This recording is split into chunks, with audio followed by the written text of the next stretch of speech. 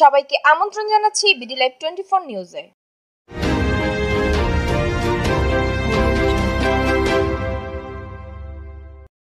শ্রীনগরের শেখ মোহাম্মদ আবদুল্লাহর নেতৃত্বে বিক্ষোভ মিছিল। বিস্তারিত দেখুন মুন্সিগঞ্জ প্রতিনিধি সাফিন আহমেদের রিপোর্টে।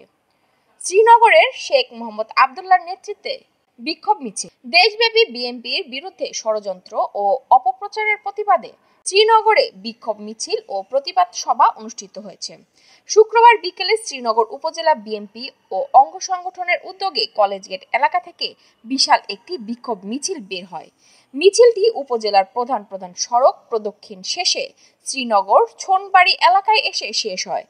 মুন্সিগঞ্জ ১ শ্রীনগর সিরাজদি খান মাটি ও মানুষের নেতা শেখ মোহাম্মদ আবদুল্লাহর নেতৃত্বে বিক্ষোভ মিছিল সভাপতিত্বে প্রতিবাদ সভায় বক্তব্য রাখেন শ্রীনগর উপজেলা বিএনপির সভাপতি মোহাম্মদ শহীদুল ইসলাম ও শ্রীনগর উপজেলা বিএনপির প্রতিবাদ সভায় বক্তব্য রাখেন সাধারণ সম্পাদক মোহাম্মদ হাফিজুল ইসলাম খান।